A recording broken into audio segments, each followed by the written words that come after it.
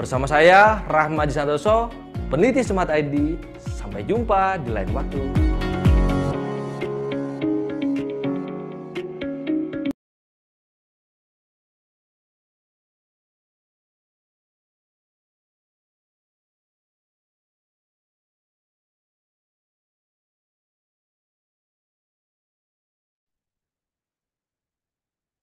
Mohon izin panitia, apakah suara saya sudah terdengar cukup jelas? Oke, kalau begitu langsung saja saya mulai. Saya awalnya, Assalamualaikum warahmatullahi wabarakatuh. Selamat siang dan salam sejahtera untuk kita semuanya, terkhusus untuk Bapak dan Ibu sahabat Smart ASN yang telah hadir dan bergabung dalam Smart Discussion Series ke-163 pada siang hari ini.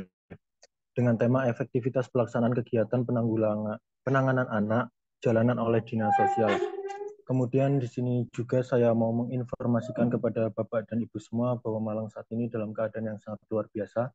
Cerah sekali, jadi harapan saya sesuai dengan kondisi tersebut mampu menambah semangat Bapak dan Ibu semua dalam mengikuti SDS pada siang hari ini. Gitu ya. Kemudian izinkan saya untuk memperkenalkan diri karena ada pepatah yang bilang tak kenal maka tak sayang. Perkenalkan, nama saya Aris Lutfi Prasetyo. Bapak dan Ibu semua bisa menyapa saya dengan panggilan Aris. Di sini saya mewakili Departemen Branding dari Smart ID, diberikan amanah untuk menjadi moderator SDS ke-163 pada siang hari ini. Kemudian ini saya pantau pesertanya sudah menyentuh angka 24 partisipan. Oleh karena itu saya ucapkan terima kasih banyak atas antusiasme dan partisipasi Bapak dan Ibu sahabat Smart ASN semuanya. Oke, pada tahap selanjutnya di sini saya ingin menjelaskan ulang terkait dengan SDS karena tentunya pasti ada beberapa dari Bapak dan Ibu semua bergabung dan belum mengetahui tentang definisi dari SDS. Smart Discussion Series adalah sebuah forum diskusi secara daring yang diselenggarakan oleh Smart ID melalui media Zoom dan YouTube. SDS dilaksanakan dengan pembicara yang ahli dalam bidangnya, didampingi oleh moderator yang membahas topik berkaitan dengan peningkatan kapasitas tata kelola pemerintahan yang berfokus pada sakit reformasi birokrasi, perencanaan pembangunan, dan kebijakan publik. Tak hanya itu, SDS ini terbuka untuk umum dan gratis. Oleh karena itu, saya menghimbau Bapak dan Ibu sahabat Smart ASN sekalian untuk bisa mengajak rekan-rekannya bergabung dan mengikuti forum diskusi kali ini. Gitu. Oke, kemudian di sini saya ingin menyapa beberapa peserta. Ini ada Bapak Hajatudin. Halo Bapak, selamat bergabung ya. Semoga nantinya bisa mengikuti SDS ini dari awal hingga akhir. Kemudian mungkin satu lagi ada Ibu Prima Dita. Halo Ibu, selamat bergabung. Semoga ilmu yang dipaparkan pemateri nantinya dapat bermanfaat bagi Ibu, begitu ya. Kemudian kami dari tim penyelenggara ingin memutarkan beberapa video terkait dengan Smart ID perusahaan kita yang harapannya nanti video-video tersebut dapat membuat Bapak dan Ibu semua bisa lebih mengenal Smart ID. Untuk video pertama kita tampilkan video company profile dari Smart ID. Untuk waktu dan layar, panitia saya persilahkan.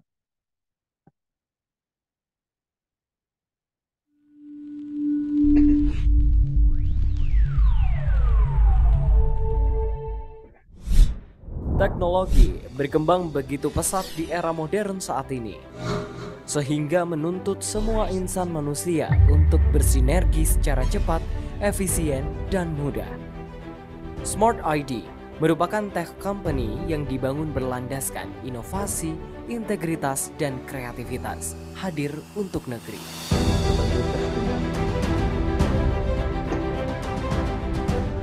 Berbagai permasalahan masih terjadi dalam tata kelola organisasi, khususnya pada organisasi sektor publik. Permasalahan tersebut diantaranya adalah manajemen kinerja dan perencanaan strategis yang kurang berkualitas, reformasi birokrasi yang belum optimal, lemahnya kompetensi sumber daya aparatur, inovasi pelayanan publik yang belum membudaya, serta pengembangan sistem pemerintahan berbasis elektronik yang belum terintegrasi. Untuk menjawab berbagai permasalahan tersebut, Maka Smart ID hadir sebagai solusi untuk peningkatan tata kelola organisasi yang lebih baik lagi. Smart ID merupakan tech company yang bergerak di bidang layanan teknologi pendidikan dan pengembangan aplikasi bagi organisasi sektor publik dan entitas organisasi lainnya. Smart ID memiliki tenaga ahli dan peneliti yang profesional sehingga dapat menjamin sistem dan metode pendampingan terbaik serta memastikan berbagai kegiatan yang dilaksanakan memiliki standar kualitas yang maksimal. Kami percaya bahwa kolaborasi yang harmonis akan membuat pencapaian penting untuk membangun tata kelola yang terus lebih baik lagi. Bersama Smart ID, strengthening governance through technology. Smart ID berkomitmen menjadi partner dalam berbagai aspek untuk meningkatkan kompetensi sehingga mampu beradaptasi di berbagai tantangan. Dengan analisis yang menyeluruh, kami siap berkolaborasi dengan instansi pemerintah maupun entitas organisasi lainnya untuk meningkatkan kinerja dan tata kelola kelembagaan. Bersama mitra di seluruh Indonesia hingga dunia, kini Smart ID membentangkan sayapnya. Smart ID menghadirkan berbagai layanan yang disusun secara spesifik untuk mendukung peningkatan kapasitas tata kelola pemerintahan.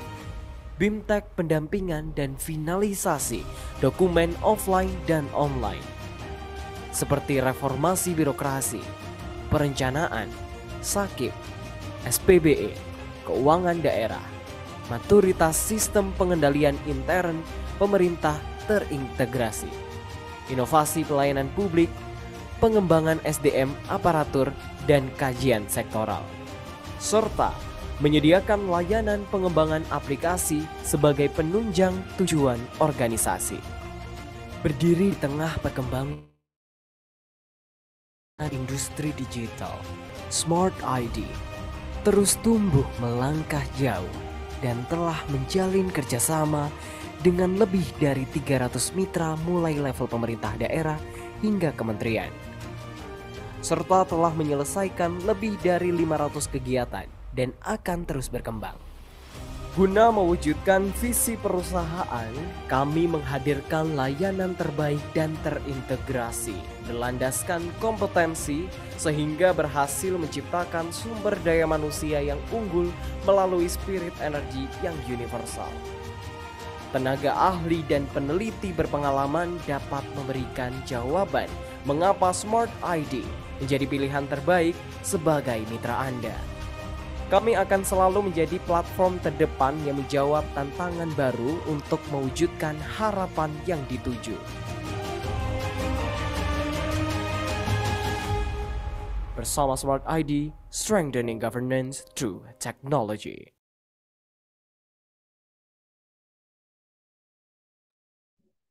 Oke, baiklah Bapak Ibu, itu tadi merupakan video company profile dari Smart ID.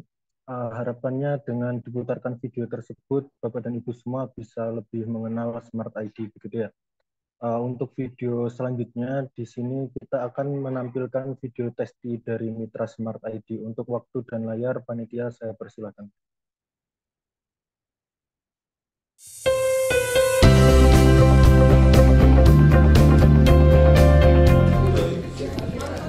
Saya merasa untuk sangat tersentuh sekali dengan kegiatan ini. Materi yang diberikan juga sangat baik dan bisa menambah ilmu dan kemampuan kita. Saya bisa banyak memahami dan harapannya ke depan bisa membagi untuk teman-teman komunitas tuli di Balikpapan dan komunitas lain, dan juga dengan teman-teman dengar kita memiliki kesetaraan dan bisa bekerja sama, di mana Smart ID telah memberikan pelatihan untuk organisasi kepemudaan. Oke, terima kasih banyak.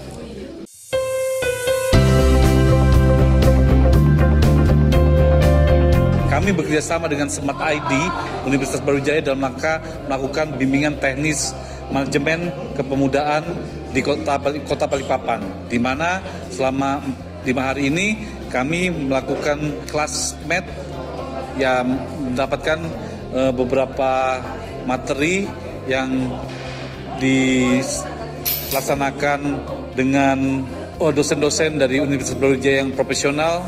Besar harapannya kerjasama ini dapat dilakukan dalam rangka meningkatkan indeks pembangunan pemuda di Kota Balikpapan. Jaya terus, semangat terus Smart ID dalam rangka mencerdaskan bangsa dan dalam ini dalam rangka mencerdaskan pemuda di Indonesia. Semangat, sukses selalu. Makasih.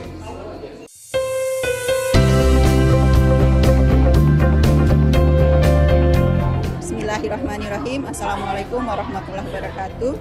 Terima kasih BKPSDM Kota Depok sampaikan kepada tim Smart ID yang telah melakukan pendampingan kepada ASN Kota Depok dalam 2 hari ini dalam kegiatan pendampingan penyusunan analisis kebutuhan pengembangan kompetensi ASN di Kota Depok. Semoga kedepannya kita bisa menjalin kerjasama kembali dan kami berharap Smart ID bisa terus maju dan jaya.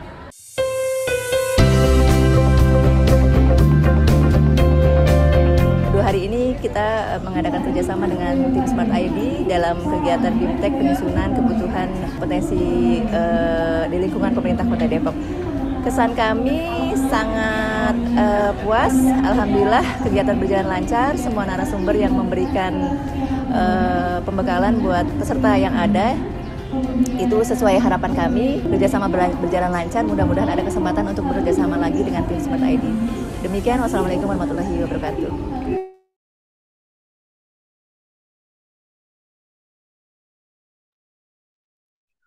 Baiklah Bapak Ibu, itu tadi merupakan beberapa pemutaran video dari kita, tim penyelenggara SDS.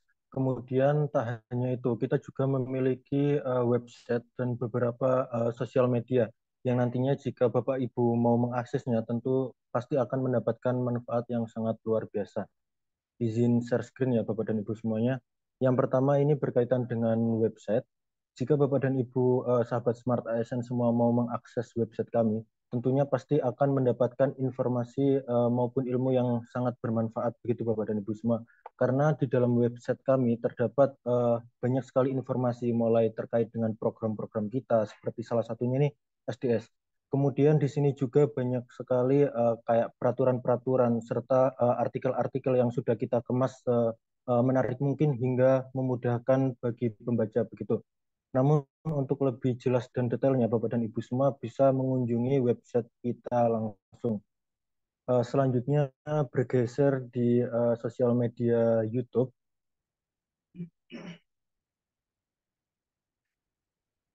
Nah, seperti yang ditampilkan Bapak dan Ibu semua bisa melihat di channel YouTube kita ini banyak sekali video-video pembelajaran. Tentunya jika nanti Bapak dan Ibu semua mau mengunjungi YouTube kita, pasti akan mendapatkan ilmu yang sangat banyak sekali dan tentunya sangat bermanfaat. Begitu. Oleh karena itu, saya menyarankan Bapak dan Ibu sahabat Smart ASN semua untuk bisa subscribe YouTube kita serta menyalakan notifikasi loncengnya agar bisa selalu update terkait dengan video-video terbaru dari Smart ID. Gitu. Kemudian bergeser ke akun Instagram. Seperti yang dilihat Bapak dan Ibu semua di akun Instagram kita ini juga terdapat informasi-informasi terupdate tentang tata kelola pemerintahan dan pembangunan begitu. Di sini juga ada informasi terupdate tentang Smart ID seperti SDS. Kemudian di sini juga bisa kita lihat ada informasi tentang kerjasama kita. Kemudian di sini juga ada artikel-artikel yang sudah kita kemas menarik mungkin hingga dapat memudahkan bagi pembaca. Kita juga saat ini ada giveaway Bapak dan Ibu semua. Jadi untuk giveaway ini kita menawarkan hadiah yang cukup menarik dan persyaratannya ini juga cukup mudah. Bapak dan Ibu semua bisa langsung follow IG Smart ID di @smartid_. Kemudian persyaratan kedua, Bapak dan Ibu semua bisa melakukan proses like dan share posting Smart ID sebanyak-banyaknya. Kemudian yang ketiga, Bapak dan Ibu semua bisa upload story selama mengikuti penyelenggaraan SDS, kemudian bisa tag Instagram Smart ID. Nanti 3 pemenang terpilih akan mendapatkan hadiah dari Smart ID gitu.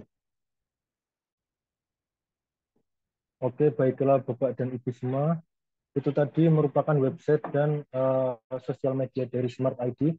Alhamdulillah kita saat ini telah sampai di inti acara kita, yakni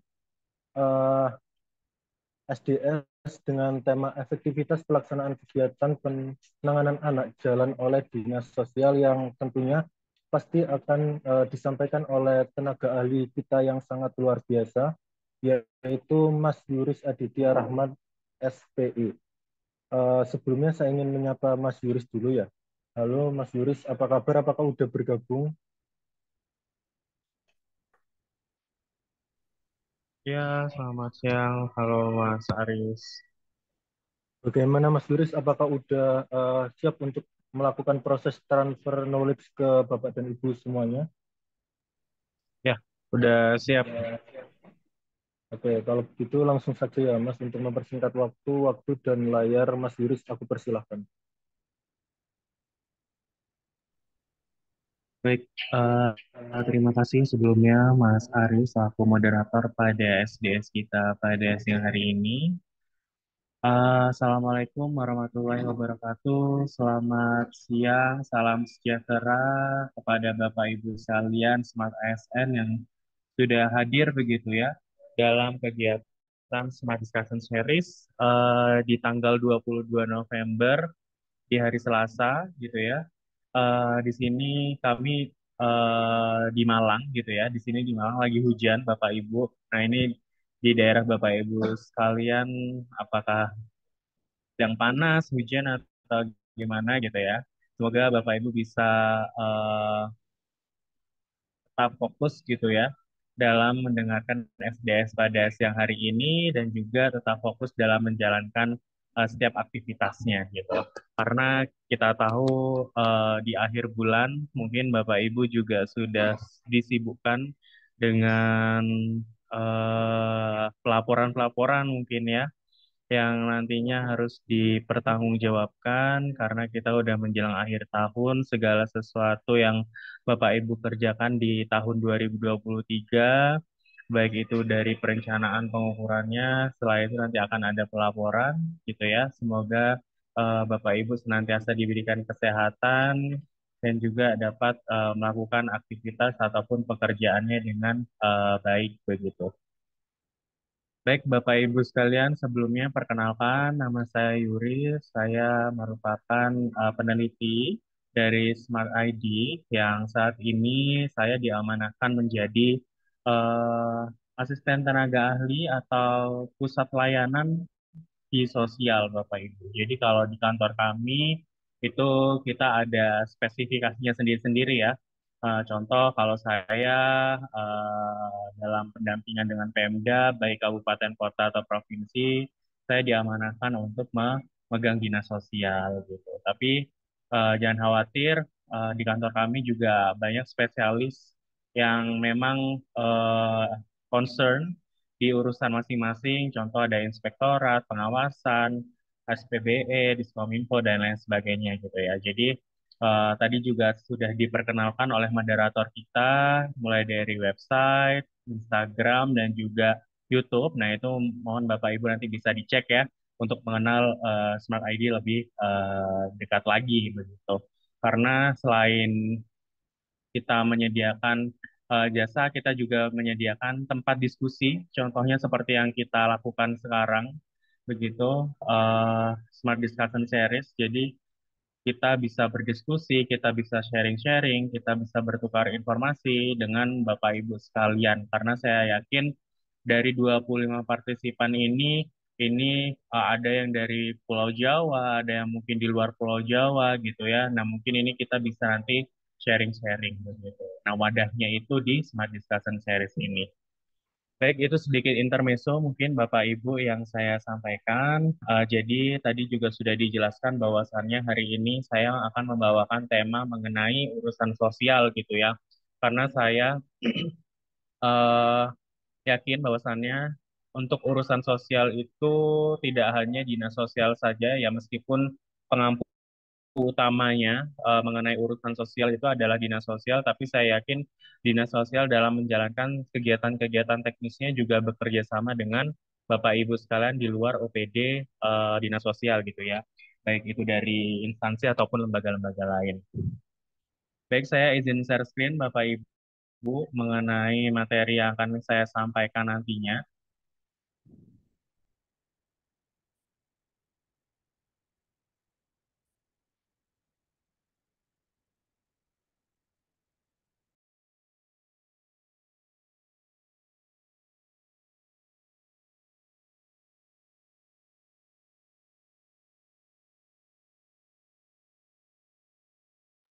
Oke, Bapak Ibu, jadi pada siang hari ini saya membahas mengenai efektivitas pelaksanaan kegiatan penanganan anak jalanan atau terlantar gitu ya. Nah, di sini ada satu kata yang saya highlight, Bapak Ibu. Nah, ini juga mungkin Bapak Ibu sudah melihat di layar ya, bahwasannya satu kata yang saya highlight adalah mengenai efektivitas gitu. Jadi mengenai efektivitas ini, kalau kita tarik pengertian dari efektivitas ini sebenarnya adalah upaya ya Bapak Ibu ya, upaya dalam pelaksanaan kegiatan tidak hanya jangka pendek tapi bisa dirasakan sampai dengan jangka panjang gitu. Jadi memang kalau kita berbicara efektivitas, ketika kita ingin melaksanakan kegiatan itu tidak dirasakan jangka pendek, tapi ke depannya pelaksanaan kegiatan itu bisa menjadi lebih baik lagi atau stabil gitu ya. Karena percuma saya bilang ya, ketika kegiatan itu hanya baik dilakukan di tahun itu saja, tapi di tahun berikutnya itu impact-nya itu tidak impactful. Nah, itu sangat disayangkan. Berarti pelaksanaan kegiatannya bisa dibilang kurang efektif atau tidak efektif gitu.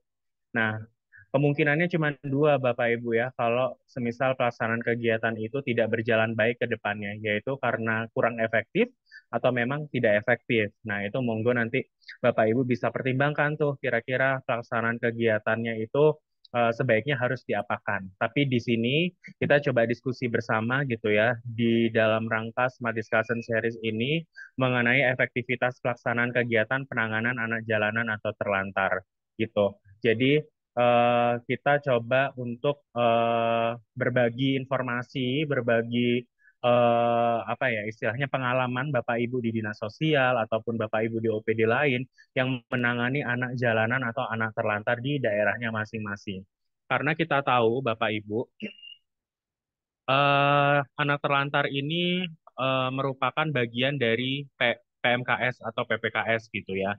Dan di dalam Kepmen pun juga sudah ditegaskan bahwasannya anak-anak gitu ya, atau anak PMKS ini itu juga masuk ke dalam program rehabilitasi sosial dan juga program perlindungan dan jaminan sosial. Salah satu kegiatannya itu berkaitan dengan pemeliharaan anak-anak terlantar. Dan mungkin di sini Bapak Ibu di Dinas Sosial sudah paham betul gitu ya dengan tupoksinya masing-masing yang ada di Kepmen gitu ya, yang ada di pemutakhiran program kegiatan mengenai anak-anak begitu. Nah, tapi Bapak Ibu tenang saja karena saya yakin Bapak Ibu yang di luar dinas sosial di sini juga pasti ikut kerjasama gitu ya, ikut mensukseskan pelaksanaan kegiatan tersebut karena saya yakin kegiatan ini atau kegiatan penanganan anak jalanan atau terlantar ini itu tidak bisa hanya dinas sosial saja yang mengurus. Pasti ada bantuan-bantuan dari pihak atau instansi lain begitu. Nah, di sini kata kuncinya Bapak Ibu sudah dapat ya bahwasannya kita akan membahas efektivitas. Makanya nanti di akhir saya akan menjelaskan kira-kira idealnya gitu ya. Ini kita berbicara idealnya ya Bapak Ibu ya. Idealnya kegiatan pelaksanaan penanganan anak jalanan atau terlantar ini efektifnya itu harus diintervensi apa saja gitu ya. Jadi memang harus ada intervensi Bapak Ibu kalau kita ingin melakukan kegiatan itu secara efektif. Jadi kegiatan itu akan berjalan efektif kalau kita berikan intervensi. Nah, intervensi inilah yang akan kita bahas nanti di slide-slide selanjutnya. Jadi tetap Bapak Ibu tetap di layar gitu ya mendengarkan diskusi kita pada siang hari ini. Harapannya nanti bisa memberikan informasi dan juga knowledge gitu ya kepada Bapak Ibu sekalian.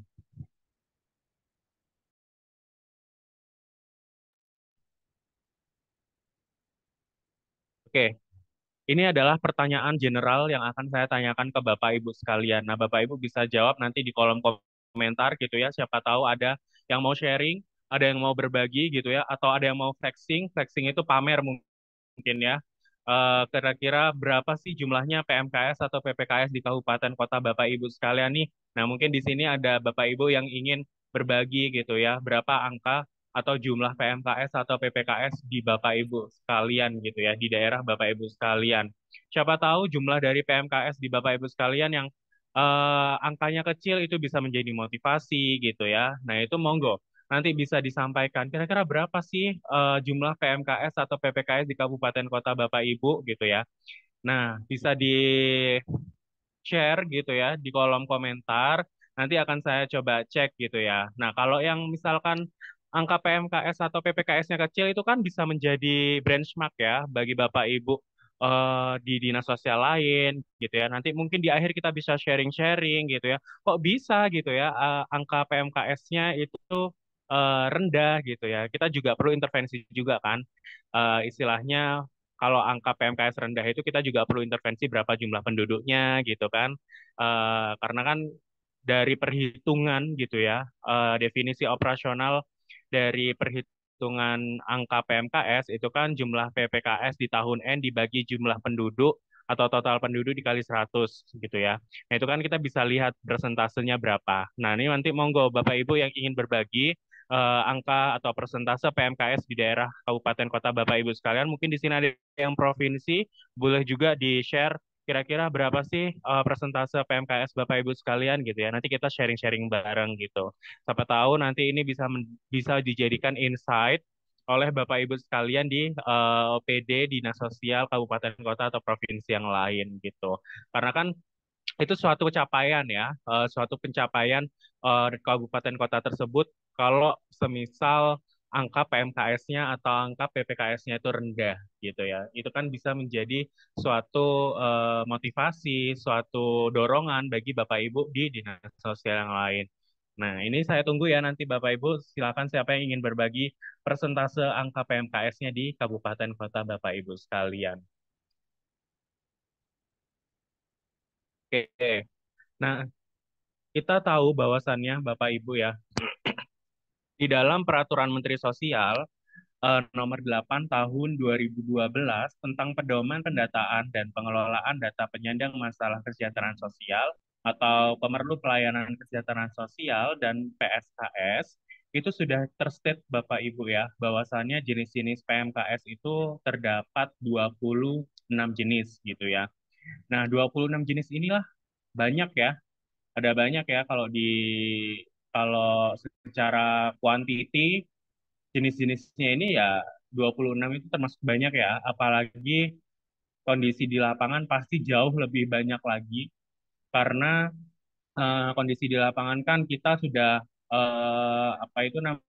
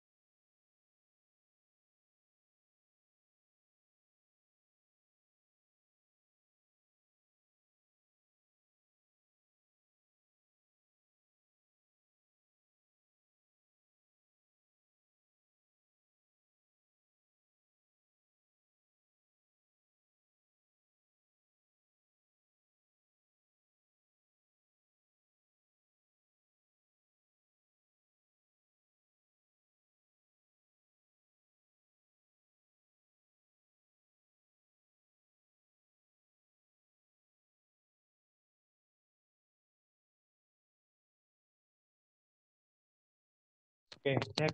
Suara saya terdengar ya, Bapak Ibu ya. Mohon maaf Bapak Ibu karena tadi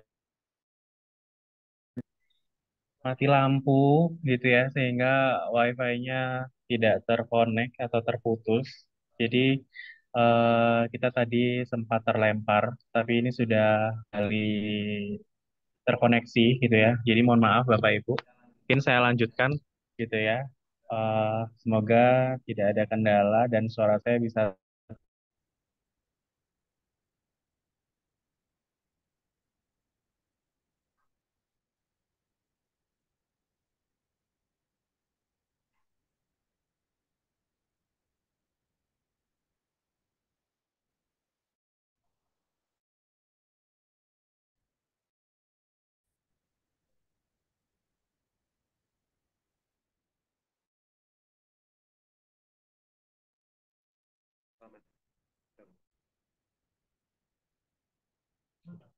Udah aman. Ini baru masuknya. Oke, sudah tertampil ya Bapak Ibu ya, share screen saya di layar. Jadi saya lanjutkan. eh Tadi saya pembahasan mengenai jenis-jenis PMKS ya. Jadi kita tahu bahwasannya jenis-jenis PMKS itu kan ada 26 jenis ya kalau berdasarkan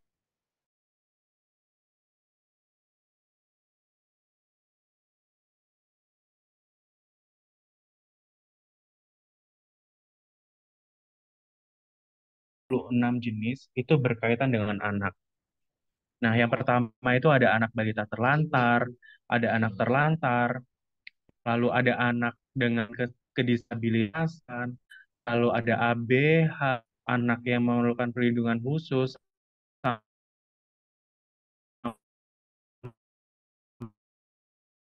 sampai dengan ke anak jalan 7 dan ketujuh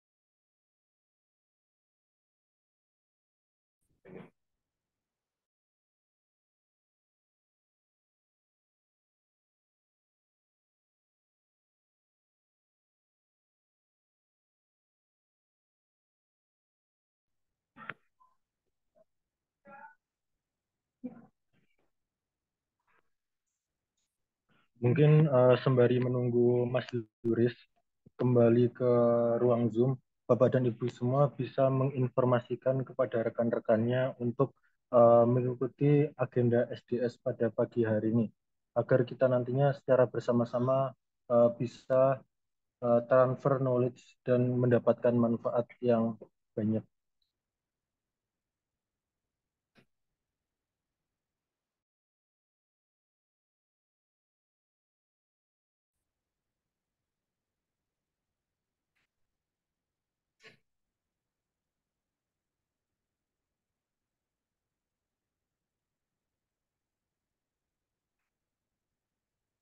Saya pakai hotspot aja dulu Mas, sebentar biar stabil.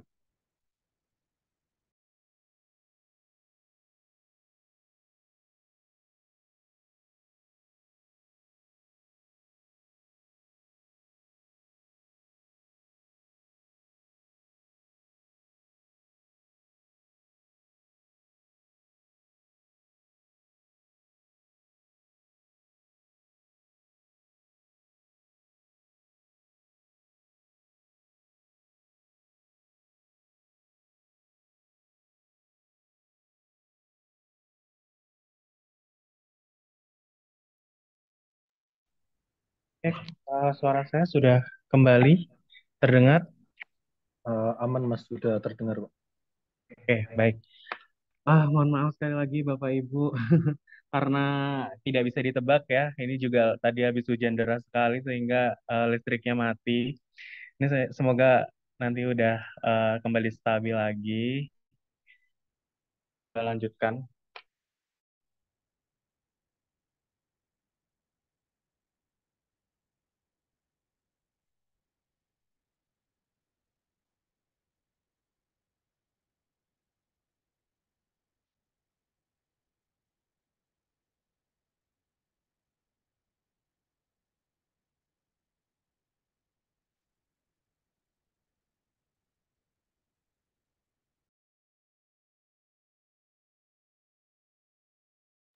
Oke, tadi ya Bapak Ibu ya saya coba lanjutkan. Jadi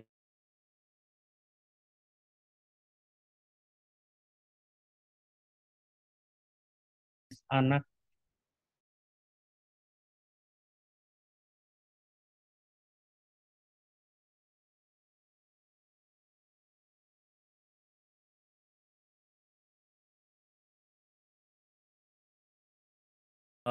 apa itu namanya anak-anak itu kan berusia 5 sampai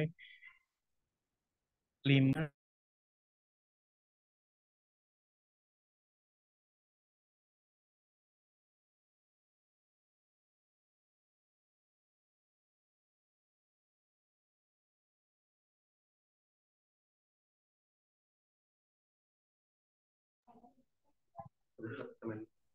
Oke, jadi memang kalau kita tarik gitu ya, pengertian umur 5 sampai dengan 18 tahun atau 17 tahun gitu ya, itu masuk ke dalam kategori anak gitu. Sehingga saya rasa data-data mengenai anak-anak PMKS, mulai dengan anak terlantar, anak dengan kedisabilitasan, anak jalanan, itu pasti banyak sekali datanya. Karena seluruh yang dijangkau itu memang usia yang 5 sampai dengan 17 sampai 18 tahun Bapak Ibu gitu.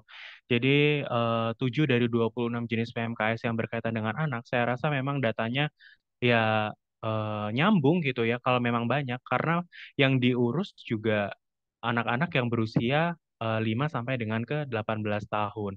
Dan itu pun 7 dari 26 jenis itu atau 7 anak-anak yang tergolong ke dalam jenis PMKS itu treatmentnya beda-beda gitu ya. Atau pelaksanaannya itu beda-beda.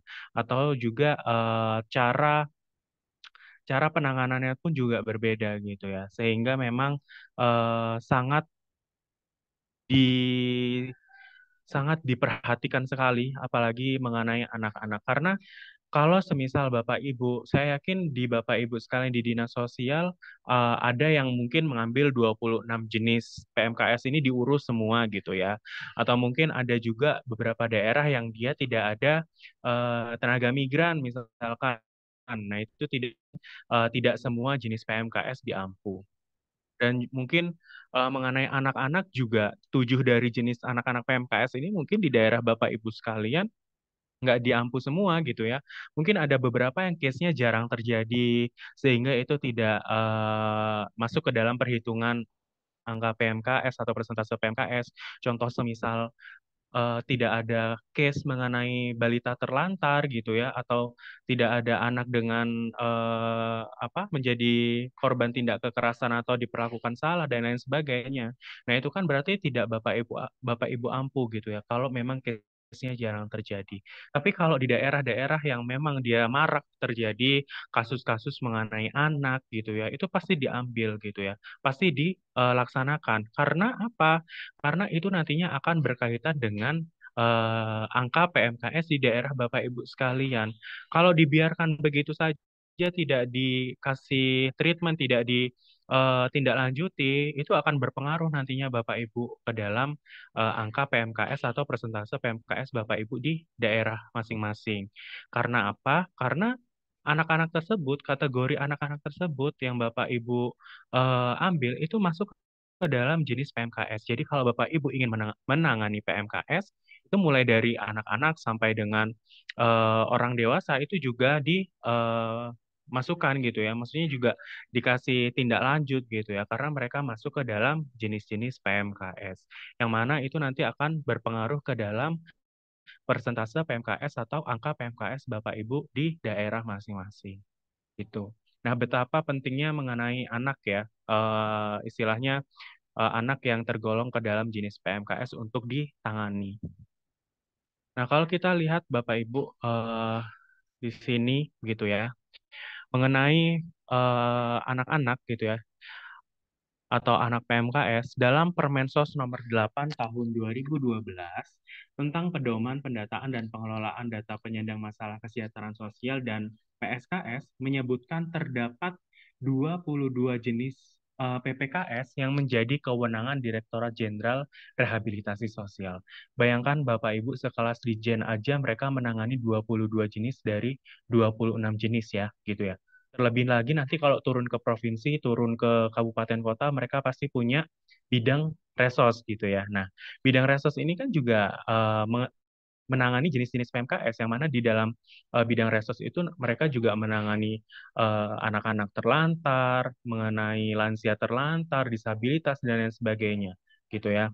Nah, sekelas Dijen itu dia menangani 22 jenis PPKS yang menjadi kewenangan Direktorat Jenderal Rehabilitasi Sosial gitu.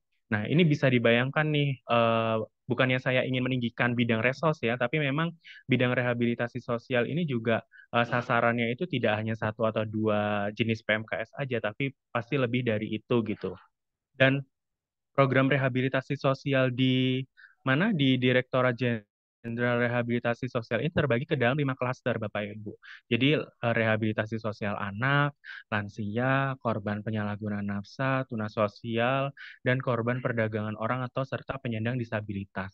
Nah, itu juga mungkin diberlakukan di kabupaten kota atau provinsi, yang mana di bidang resosnya juga menangani klaster-klaster itu, gitu. Dan berdasarkan data gitu ya, Bapak Ibu ya, berdasarkan data BPS di bulan Maret 2023, ini mencatat bahwasannya jumlah penduduk miskin di Indonesia itu mencapai 25,90 juta jiwa atau sebesar 9,36% dari total jumlah penduduk. Dan selain itu, dalam rumah tangga miskin ini rata-rata memiliki 4 sampai 5 anggota keluarga, Bapak Ibu ya. Dan di dalamnya termasuk anak-anak. Dan BPS juga mencatat bahwasannya anak tanpa pengasuhan keluarga mencapai 27,4 juta jiwa anak. Nah, ini yang pengasuhan di luar pengasuhan keluarga ya Bapak Ibu, yang artinya mereka itu entah mereka menjadi anak jalanan atau anak terlantar, anak penyandang disabilitas, anak berhadapan dengan hukum dan lain sebagainya gitu ya, yang mereka memang tidak ada pengasuhan keluarga gitu ya. Dan itu sebesar 27,4 juta jiwa anak.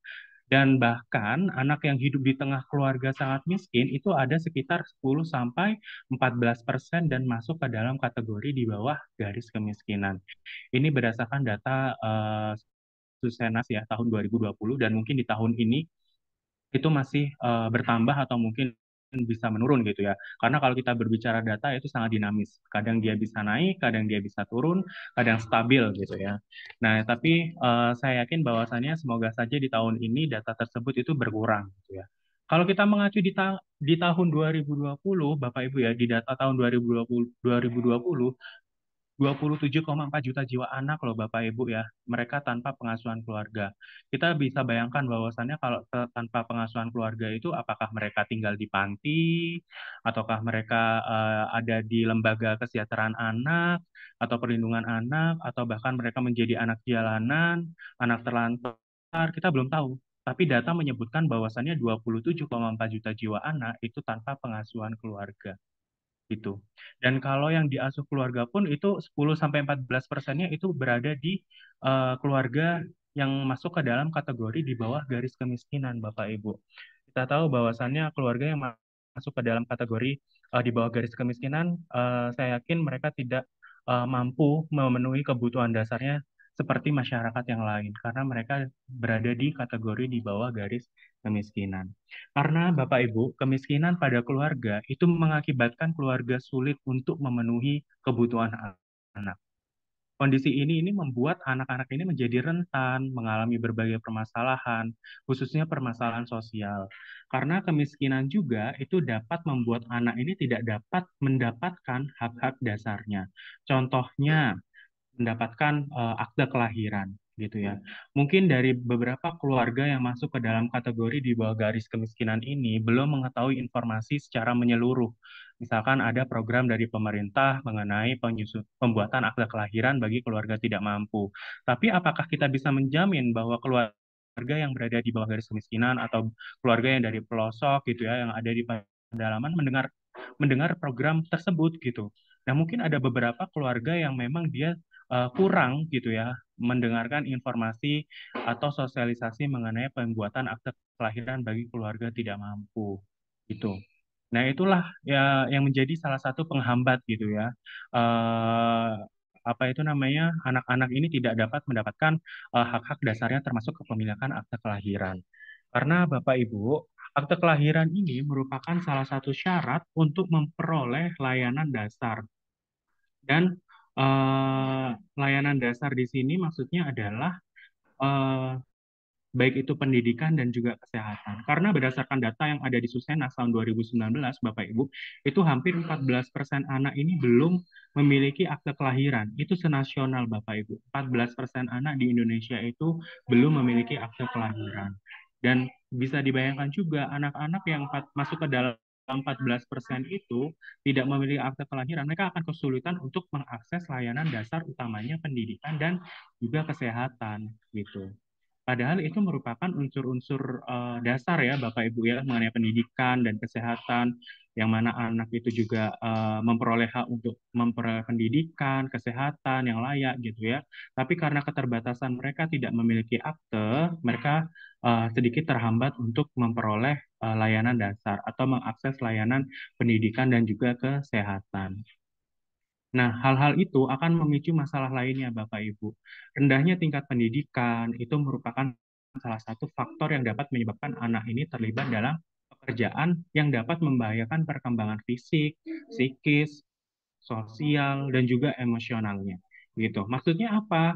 Karena anak-anak yang memiliki tingkat pendidikan yang rendah, karena kan sesuai standar itu 9 tahun begitu ya, 9 tahun pendidikan, tapi anak-anak yang tidak bisa mengakses 9 tahun pendidikan, mereka masuk ke dalam kategori tingkat pendidikan yang rendah, sehingga mereka mungkin akan mempengaruhi perkembangan fisik dan juga psikisnya, bahwasanya mereka ya tidak ingin melanjutkan sekolah, putus sekolah dan lain sebagainya. Padahal pendidikan ini sangat penting bagi anak-anak, karena ada pepatah yang bilang anak-anak ini adalah generasi penerus bangsa, Bapak Ibu. Kalau dari anak-anak saja tidak mendapatkan akses pendidikan yang layak, bagaimana mereka akan meneruskan bangsa ini gitu? Ya, ibaratkan seperti itu ya, karena kita tahu pendidikan itu kita bisa memperoleh pekerjaan berdasarkan pendidikan gitu ya, karena pekerjaan ini ada kualifikasi pendidikannya, sehingga pendidikan di sini sangat diperhitungkan gitu ya. Lalu dari pendidikan kita juga bisa memahami informasi gitu ya, daripada orang-orang yang mohon maaf memiliki pendidikan yang rendah gitu kan. Nah, betapa pentingnya pendidikan dan juga kesehatan bagi anak gitu. Dan faktanya Bapak Ibu ya, 7,5% gitu ya, 7,05% atau sekitar 2,6 juta ini anak berusia 10 sampai 17 tahun ini menjadi pekerja anak. Ya, itu karena faktor-faktor tadi Bapak Ibu ya, bisa dari faktor keluarga, keluarga yang tidak mampu memenuhi kebutuhan dasar anaknya, lalu bisa jadi faktor anak itu tidak ingin sekolah atau putus sekolah sehingga mereka memilih untuk mencari uang gitu ya, menjadi pekerja anak, atau mungkin apa itu namanya, anak-anak yang tidak mendapatkan akses kesehatan sehingga mereka ya tidak bisa produktif dan lain sebagainya. Nah, itu kan faktor-faktor itulah yang menyebabkan anak-anak ini menjadi anak terlantar atau anak jalanan gitu, yang hidupnya di jalan. Nah, ini kita lihat Bapak Ibu ya, jumlah respon kasus Satuan Bakti Pekerja Sosial.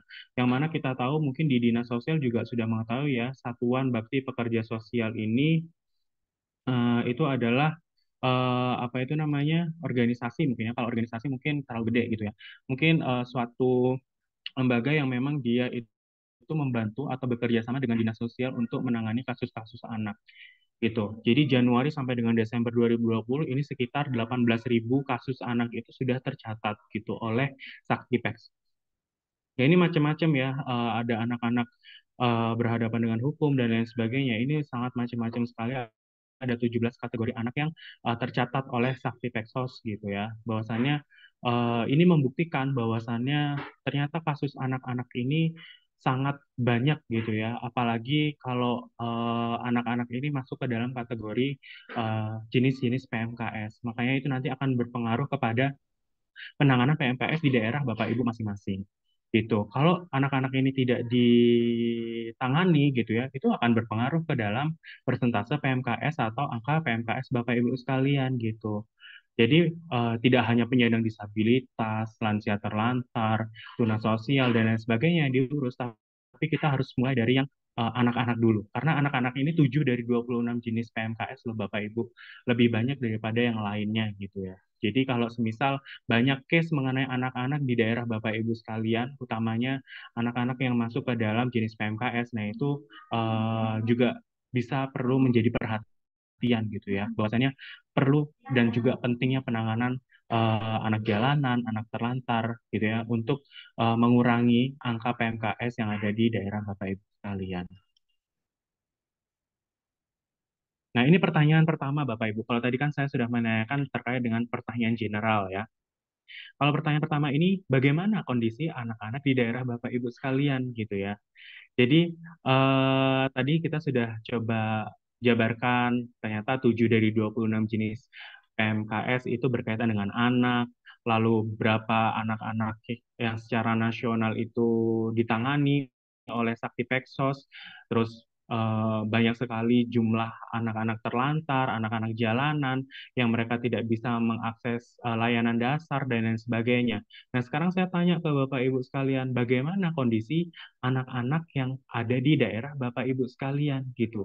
Apakah sudah ditangani ataukah sudah apa itu namanya sudah didata gitu ya? Karena kalau kita lihat apa itu namanya tupoksi Bapak Ibu di dinas sosial gitu ya entah itu di program Resos, di Linjamsos, itu kan ada yang berkaitan dengan anak gitu kan. Nah itu bagaimana? Apakah sudah dipelihara gitu ya? Dipelihara dalam artian sudah dijangkau, sudah diberikan akses yang layak gitu, ataukah sudah dirujuk gitu? Nah ini gitu ya. Monggo nanti siapa tahu ada Bapak Ibu yang ingin sharing gitu ya di kolom komentar gitu ya mengenai kondisi anak-anak baik itu anak jalanan, anak terlantar gitu ya yang ada di daerah Bapak Ibu sekalian. Nah, berdasarkan eh,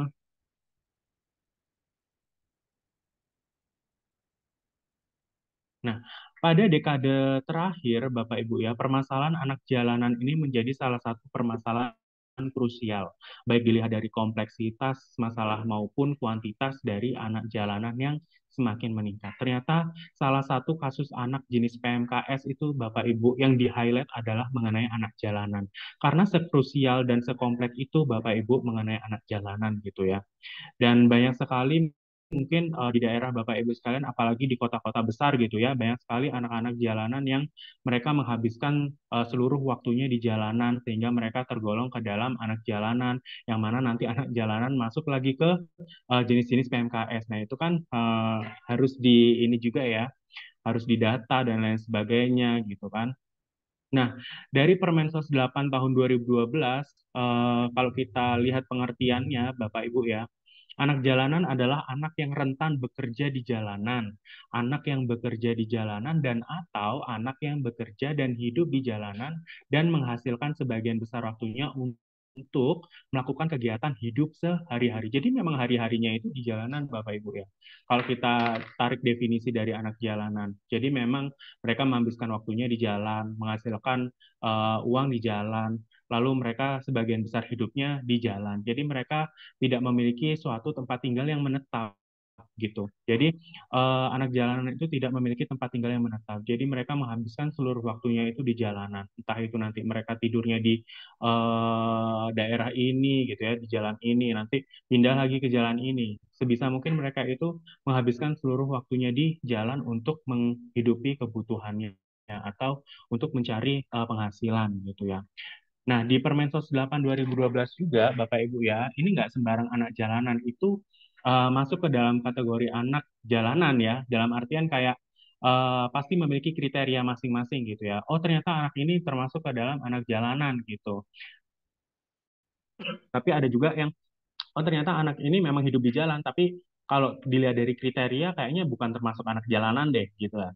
Nah, kalau kita lihat di Permensos 8 2012, kriteria yang bisa dibilang anak jalanan itu yang pertama dia menghabiskan sebagian besar waktunya di jalanan maupun di tempat-tempat umum. Jadi kalau Bapak Ibu misalkan dari Dinsos melakukan penjaringan gitu ya, itu kita harus tahu spot-spot mana yang memang itu bisa ditempati oleh anak-anak yang dia itu sebagian besar waktunya itu memang di jalanan dan di tempat-tempat umum gitu ya. Kita harus tahu spot-spotnya di mana gitu. Lalu yang kedua, anak jalanan ini mencari nafkah dan atau berkeliaran di jalanan maupun di tempat-tempat umum. Nah, selain mereka menghabiskan sebagian besar waktunya di jalan, mereka mencari nafkahnya juga di jalan Bapak Ibu.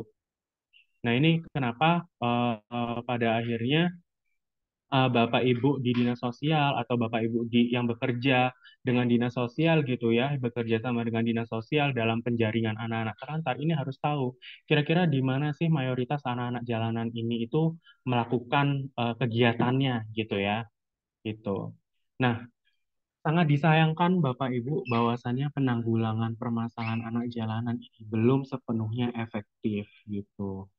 Kenapa saya bilang belum sepenuhnya efektif? Ini kan saya memang ini ya apa itu mayoritas mendampingi dinas sosial ya dalam baik itu pendampingan perencanaan, mekanisme kinerja dan lain sebagainya gitu ya. Kita juga sempat sharing-sharing juga Bapak Ibu ya. Saya pengen tahu sih gimana sih karakteristik dinas sosial di daerah ini, karakteristik dinas sosial di daerah A, B, C dan D. Sehingga saya coba tanya gitu ya. Kenapa saya bisa simpulkan bahwasannya penanggulangan permasalahan anak jalanan ini belum sepenuhnya efektif karena sebagian besar dari hasil diskusi saya gitu ya, mereka mengeluhkan bahwasannya pemerintah ini hanya fokus pada anak jalanan yang berada di panti aja, Bapak Ibu.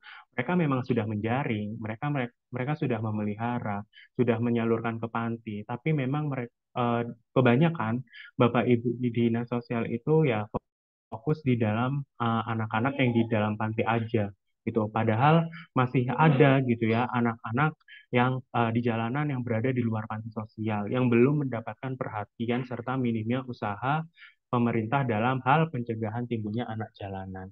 Saya tahu kalau bahwasannya mengenai anak jalanan ini itu sangat dinamis ya. Kadang bisa banyak banget di tahun ini, tahun depan juga bisa sedikit banget gitu ya.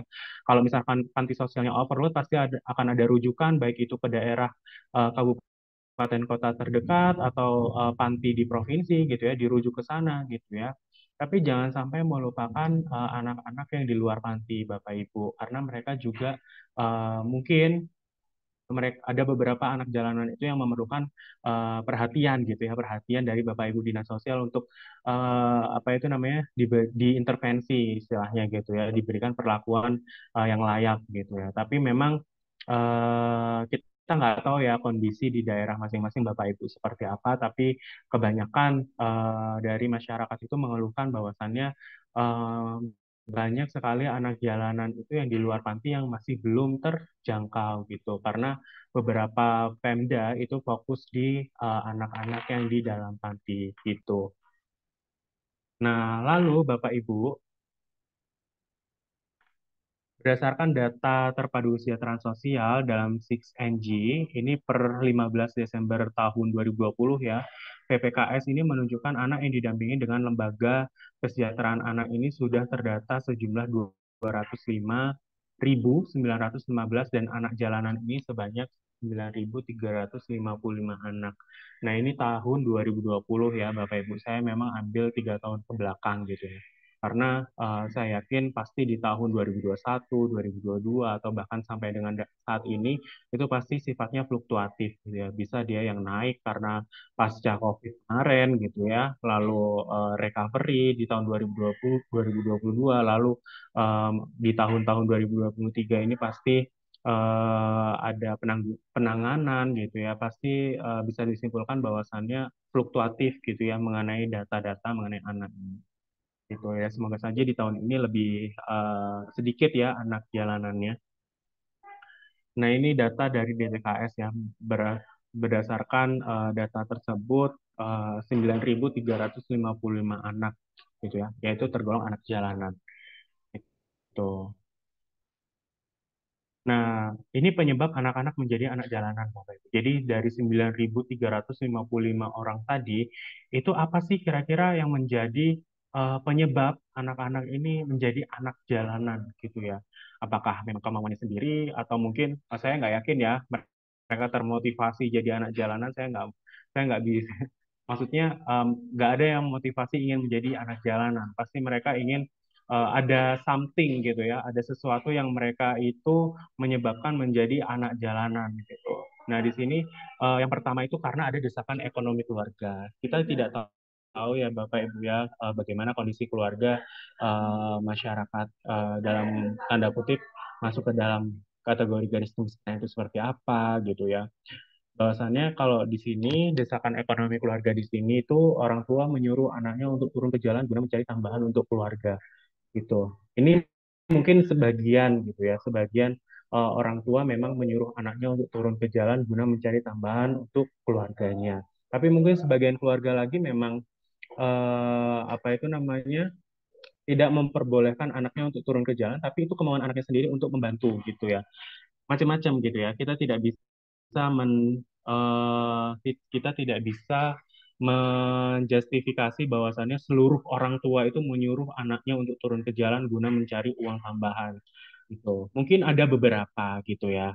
Tapi sebagian mungkin juga tidak ingin anaknya itu turun ke jalan, tapi karena kemauan anaknya sendiri untuk membantu keluarga, sehingga mereka turun ke jalanan gitu. Nah, yang kayak kayak gitu itu Bapak Ibu ya, itu juga nantinya ke depannya kalau terus-menerus seperti itu juga akan berpengaruh ke dalam angka PMKS Bapak Ibu gitu ya. Nanti persentase PMKS-nya bisa jadi bertambah gitu ya, karena memang banyak anak-anak yang ingin turun ke jalan gitu untuk mencari tambahan penghasilan. Lalu yang kedua, rendahnya pendidikan orang tua. Jadi tidak mengetahui fungsi dan peran sebagai orang tua dan juga ketidaktahuannya mengenai hak-hak anak gitu ya. Nah, inilah pentingnya pendidikan Bapak Ibu ya, tidak hanya di kalangan anak tapi pendidikan bagi orang tua itu juga penting karena ada beberapa orang tua yang mungkin dalam tanda kutip pendidikan orang tuanya rendah sehingga mereka tidak bisa berpikir jangka panjang atau ke depannya seperti apa gitu ya. Sehingga ya mereka mikir jangka pendek aja gitu ya. Misalkan keluarga ini butuh uang ya gimana caranya bisa dapat uang gitu kan. Nah, itu kan eh, kayak gitu itu kan bisa dipengaruhi oleh pendidikan gitu kan dan tidak mengetahui fungsi dan peran sebagai orang tua dan juga ketidaktahuannya mengenai hak-hak anak. Ternyata informasi-informasi yang disampaikan oleh orang tua itu ya cukup penting gitu ya, mengingat hak-hak anak ini kalau kita sebagai orang tua mungkin harus pendidikan minimal 9 tahun belajar gitu kan. Kalau orang tua yang mungkin ada beberapa orang tua yang pendidikannya rendah gitu kan ya udah kerja aja cari uang gitu padahal belum masuk ke dalam usia angkatan kerja contohnya gitu kan tapi sudah menjadi pekerja gitu. Nah itu kan ada beberapa mungkin ya yang orang tua yang seperti itu karena ya banyak faktor karena desakan ekonomi karena pendidikan juga bisa jadi gitu. Lalu yang ketiga kebijakan ini. Nah, belum adanya payung kebijakan mengenai anak yang turun ke jalan, baik kebijakan dari kepolisian, Pemda, maupun Departemen Sosial. Kita tahu bahwasannya mengenai anak jalanan juga sepertinya belum ada gitu ya, peraturan yang menjelaskan khusus mengenai anak jalanan gitu. Tapi kalau membahas mengenai perlindungan sosial gitu ya, mohon maaf, perlindungan anak itu sudah ada kebijakannya ya, undang-undang yang mengurus mengenai perlindungan anak.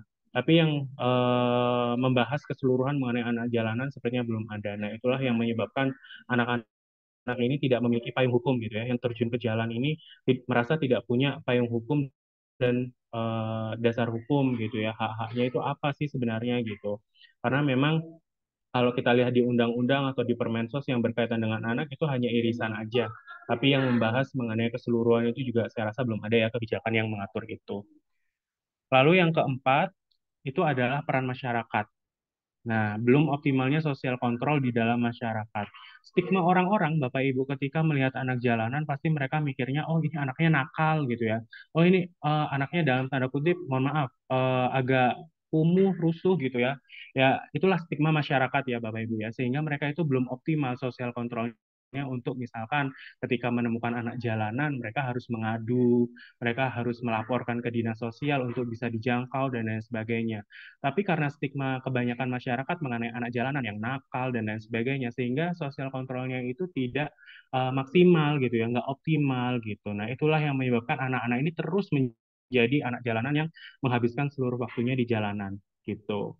Lalu yang kelima, kurangnya lembaga perlindungan anak. Nah, ini yang saya bilang tadi ya, ketika memang lembaga itu kurang gitu ya, overload gitu, misalkan di suatu panti, maka mereka akan menyalurkan ke daerah lain. Belum tentu daerah lain ini juga menerima ya Bapak Ibu ya. Kita juga tahu panti-panti di daerah lain ini juga overload atau gimana gitu ya. Nah, kita mengantisipasinya dengan apa? Yaitu dengan mungkin adanya lembaga perlindungan anak yang lain gitu. Di daerah kita itu jangan sampai hanya satu gitu ya mengenai lembaga perlindungan anak. Saya pernah mendampingi di beberapa kota, Bapak Ibu, mengenai pembentukan UPTD. Tapi pada saat itu saya kegiatannya adalah pembentukan UPTD PPA gitu. Nah, itu mereka minta tolong saya untuk gimana sih caranya untuk membuat suatu UPTD gitu ya. Nah, ternyata membuat UPTD itu nggak ujuk-ujuk langsung dibentuk siapa strukturnya dan lain sebagainya, Bapak Ibu ya. Tapi kita perlu kajian akademisnya dulu. Pentingnya itu apa gitu kan? Karena sesuatu yang dibentuk itu pasti berdasarkan karena adanya permasalahan. Kita kaji dulu permasalahannya apa, lalu kenapa kok butuh mengenai UPTD ini gitu kan? Lalu apakah ada kebijakan yang memang harus membentuk UPTD? Nah, itu kan kita kaji dulu Bapak Ibu sebelum kita membentuk. Sampai akhirnya kita kaji secara akademis, kita melakukan public hearing, kita FGD dan lain sebagainya sampai akhirnya tersusunlah kajian akademis pembentukan UPTD PPA gitu. Nah, itu kemarin saya mendampingi salah satu kota dalam pembentukan UPTD. Gitu. Nah, lembaga perlindungan anak juga demikian gitu ya. Nggak ujuk-ujuk dibentuk lembaganya atau unit pelaksana teknisnya, tapi harus ada kajiannya dulu gitu. Apa permasalahannya gitu ya. Nah, lingkungan terakhir, ini lingkungan sosial tempat anak jalanan tinggal tidak mendukung mereka dari sisi mental, psikologis untuk masuk ke sekolah formal. Karena lingkungan ini juga berpengaruh ya Bapak Ibu ya. Mungkin antara anak jalanan satu dengan yang lainnya mungkin ada pengaruhnya. Udah nggak usah sekolah, cari duit aja gitu. Nah, itu kan faktor lingkungan sebenarnya Bapak Ibu. Ajakan-ajakan seperti itu yang mempengaruhi anak-anak itu tetap menjadi anak jalanan. Mereka udah sama-sama tidak dijangkau, sama-sama tidak dipelihara dalam artian mereka apa itu namanya diberikan tempat tinggal di panti dan lain sebagainya, sehingga faktor-faktor itulah yang memengaruhi anak-anak itu tetap menjadi seorang anak jalanan gitu. Nah itu uh, penyebab ya. Nah ini pertanyaan yang kedua Bapak Ibu, apa yang sudah Bapak Ibu lakukan dalam upaya menurunkan angka anak jalanan di daerah Bapak Ibu sekalian gitu. Nah, ini mungkin ada yang mau sharing, bisa langsung di kolom komentar. Saya mau sharing, Mas, kira-kira seperti ini loh upayanya dalam menurunkan angka anak jalanan, karena di daerah saya sudah berhasil menurunkan atau mengurangi anak jalanan gitu kan. Karena kalau kita berbicara upaya, Bapak Ibu, ya kalau kita berbicara upaya, pasti itu berupa kegiatan teknis gitu ya. Nah, kegiatan teknis itu juga harus efektif, Bapak Ibu. Tidak hanya dirasakan di tahun itu aja, tapi di tahun-tahun selanjutnya itu harus dipantau, juga harus kalau bisa harus jadi lebih baik lagi gitu ya. Kalau memang di tahun ini berkurang, ya tahun depan bisalah lebih kurang lagi gitu. Ataupun kalau memang meningkat, ya jangan meningkat yang terlalu signifikan gitu. Nah, kalau kita berbicara upaya, itu arahnya pasti ke efektif dan juga efisien, Bapak Ibu. Nah, ini bagaimana nih di Bapak Ibu daerah, khususnya dinas sosial ataupun OPD-OPD terkait menangani anak jalanan? Apakah sudah efektif? Apakah sudah berhasil tepat sasaran, gitu kan? Nah, ini yang tadi saya sampaikan Bapak Ibu ya. Kalau kita berbicara upaya, kita berbicara efektivitas, itu pasti ada intervensi Bapak Ibu. Nah, intervensinya apa aja sih Mas Yuris gitu ya? Idealnya Bapak Ibu ya, kalau kita ingin melakukan kegiatan, pelaksanaan kegiatan atau penanganan anak jalanan itu pasti intervensinya itu dari berbagai aspek gitu ya. Idealnya ini, idealnya ya saya sampaikan. Karena saya yakin di daerah pasti Bapak Ibu memiliki program unggulan gitu kan atau program yang unik gitu ya dalam penanganan anak jalanan atau anak terlantar. Tapi idealnya Bapak Ibu intervensi dalam upaya menurunkan angka anak jalanan itu saya rasa yang pertama itu dari manajemen kinerjanya. Apakah manajemen kinerja di Bapak Ibu sudah sesuai, sudah tepat gitu ya. Manajemen kinerja ini bisa dari perencanaan, pengukuran sampai pelaporan loh Bapak Ibu ya. Namanya manajemen kinerja, namanya satu, tapi di dalamnya itu ada tiga komponen gitu ya, perencanaan, pengukuran, pelaporan.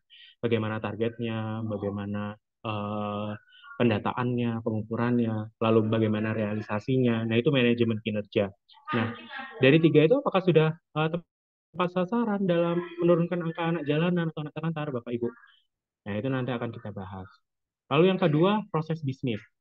Loh, apa ini Mas kok kita bikin bisnis gitu kan? Nggak ke sana Bapak Ibu ya. Kalau mungkin Bapak Ibu di daerah mungkin sudah tahu ya proses bisnis itu apa gitu ya. Apakah harus menciptakan bisnis? Tentu tidak. Kita tidak menjadi entrepreneur Bapak Ibu ya. Proses bisnis di sini adalah istilahnya alurnya ya. Karena kalau kita melihat upaya keberhasilan atau efektivitas dalam menurunkan angka anak jalanan, ya kita harus tahu step by step-nya itu seperti apa. Nah, itu akan dibahas di proses bisnis. Bagaimana proses bisnisnya Bapak Ibu di Dinsel, sudah dibuat atau belum? Eh, sudah disusun atau belum Bapak Ibu gitu kan? Karena sangat disayangkan kalau SDM-nya sudah ada tapi mereka nggak tahu step by step-nya gitu kan. Karena kita tahu SDM di Pemda juga dinamis ya, kadang ada mutasi, rotasi. Nah, kalau ada orang baru yang melakukan kegiatan teknis anak jalanan atau penurunan angka PMKS atau menurunkan angka anak jalanan tapi nggak tahu step by step-nya, sama saja Bapak Ibu gitu kan. Nah, makanya perlu nih proses bisnis. Bukan berarti kita menciptakan bisnis ya atau menjadi entrepreneur, tapi bagaimana sih alurnya supaya kalau ada pembaruan SDM tuh mereka sudah bisa tahu, oh mereka harus mengerjakan ini, harus step pertama ini, step kedua, step tiga, step keempat dan lain sebagainya gitu. Lalu yang ketiga SOP. Nah, Probis sama SOP ini saling berkaitan ya. Kalau Probis tadi itu kan kita berbicara alurnya. Tapi kalau kita SOP itu standarnya gitu. Jadi dari alur yang dibuat itu eh, standarnya itu seperti apa gitu ya. Prosedurnya itu seperti apa gitu. Nah, ini saling berkaitan gitu kan.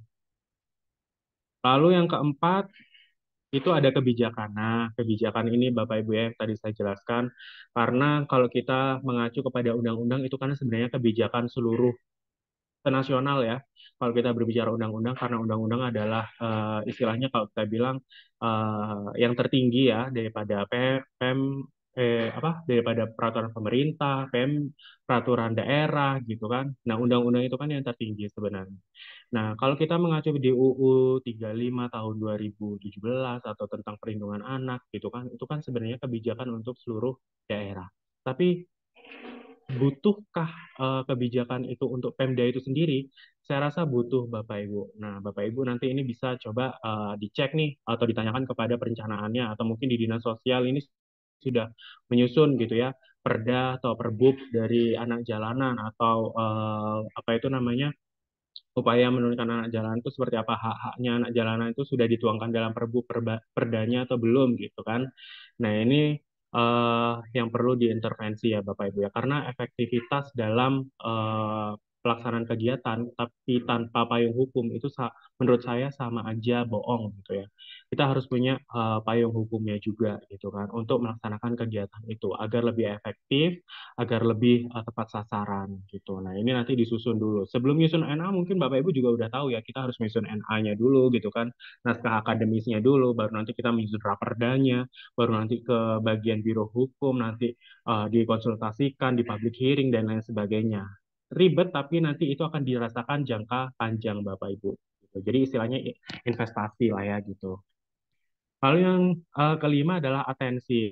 Nah, atensi yang mungkin Bapak Ibu sudah pernah ikut di sebelumnya yang saya pernah menjelaskan mengenai atensi, itu atensi sebenarnya tidak hanya untuk lansia. Kalau kemarin kan saya coba untuk yang lansia aja ya gitu ya. Tapi sebenarnya atensi itu karena ini program dari rehabilitasi sosial dan di rehabilitasi sosial itu tidak hanya lansia, jadi perlu adanya program atensi untuk anak gitu Bapak Ibu. Karena di sini kan kita berbicara upaya ya, upaya menurunkan atau upaya penanganan agar lebih efektif ke depannya tidak melonjak atau tidak naik drastis mengenai anak jalanan. Nah, ini program atensinya apakah sudah terlaksana gitu kan?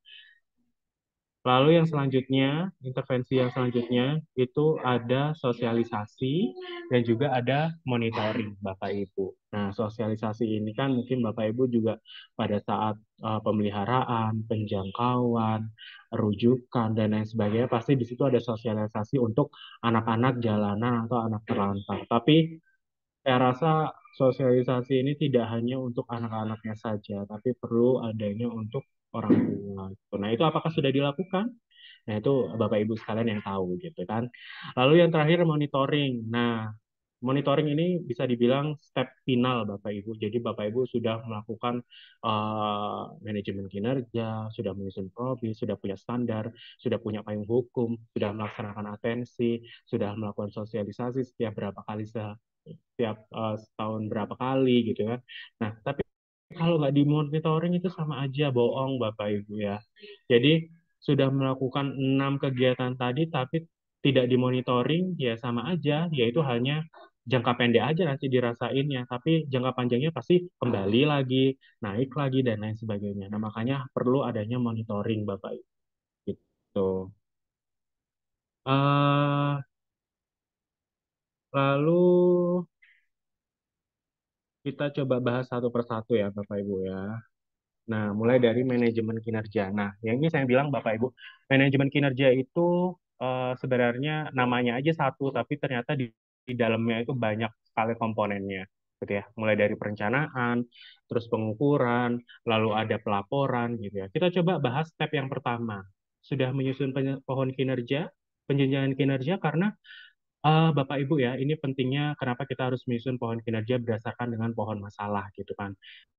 Kita punya masalah mengenai anak jalanan. Anak jalanan yang semakin tahun semakin meningkat gitu. Itu akan berpengaruh ke dalam PPKS-nya Bapak Ibu sekalian. Akan berpengaruh ke dalam persentase PPKS Bapak Ibu sekalian. Tapi Bapak Ibu tidak menyusun pohon masalah atau menyusun atau membuat pohon kinerja. Nah, itu sama aja Bapak Ibu. Bapak Ibu nggak bisa nanti di perencanaannya gimana caranya apa itu ujuk-ujuk nanti Bapak Ibu di perencanaan, oh kayaknya aku mau masukin program ini gitu kan. Oh kayaknya saya mau masukin program Resos, perlindungan dan jaminan sosial, pilih kegiatan pemeliharaan anak terlantar, subkegiatannya A, B, C. Tapi dasarnya apa gitu kan. Nah, inilah pentingnya kenapa step pertama itu kita perlu menyusun pohon kinerja gitu ya, eh, pohon kinerja atau penjenjangan kinerja kita untuk mengetahui sebelum sebelum menerjemahkan ke perencanaan kita harus tahu dasarnya dulu apa gitu sebelum kita memilih program kegiatan subkegiatan dasarnya itu apa gitu kan. Nah, itu nanti bisa dituangkan di dalam pohon kinerja. Nah, berdasarkan saya mendampingi dinas sosial, mereka itu juga sedikit kurang mengerti gitu ya mengenai pohon kinerja. Ternyata setelah mereka menyusun, oh ternyata pentingnya itu untuk ini ya Mas gitu kan. Nah, mereka udah mulai terbuka ini apa ya tuh namanya kayak insight-nya gitu ya. Oh ternyata kita menyusun pohon masalah, kita menyusun pohon kinerja itu pentingnya itu untuk ini ya, karena nanti output dari pohon kinerja itu ada cascading Bapak Ibu. Jadi nanti cascading itu juga berguna kan untuk penentuan perencanaan. Lalu yang kedua itu ada penerjemahan dalam perencanaan. Jadi setelah kita mau menyusun pohon kinerja, kita terjemahkan di dalam perencanaan kira-kira tadi yang disusun di pohon kinerja mengenai anak-anak jalanan, itu nanti program yang cocok nih di apa ya, kegiatan yang cocok nih di apa ya, kegiatan yang perlu diambil ini nanti apa ya. Nah, kita kan justru arahnya ke sana ya, untuk penyusunan cascading biasanya gitu kan. Nah, untuk penyusunan program kegiatan dan juga subkegiatannya gitu. Lalu yang step ketiga itu penuangan dalam dokumen perencanaan tahunan dan menengah.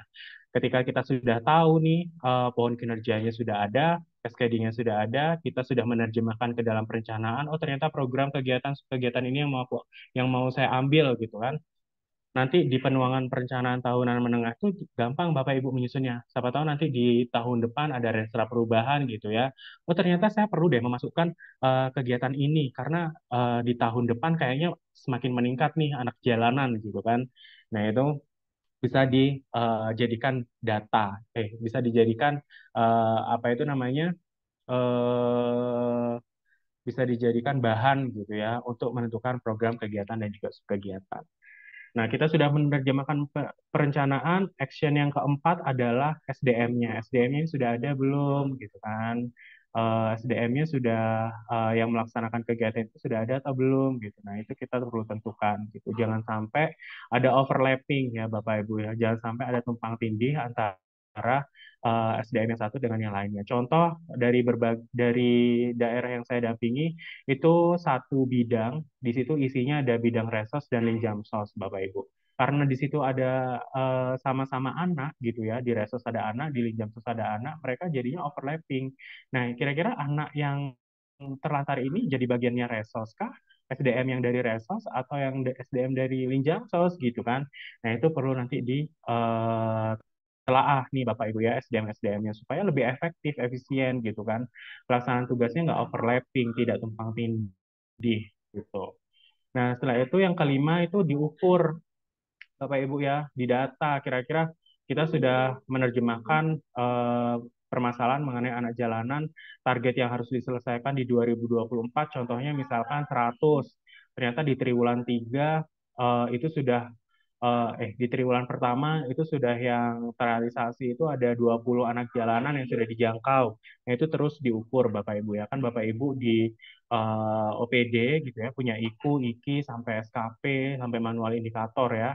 Nah, itu diukur tuh di situ. Masing-masing pegawai itu juga yang melaksanakan kegiatan teknisnya itu juga diukur tuh pekerjaannya apa supaya tidak terjadi tumpang tindih tadi gitu ya.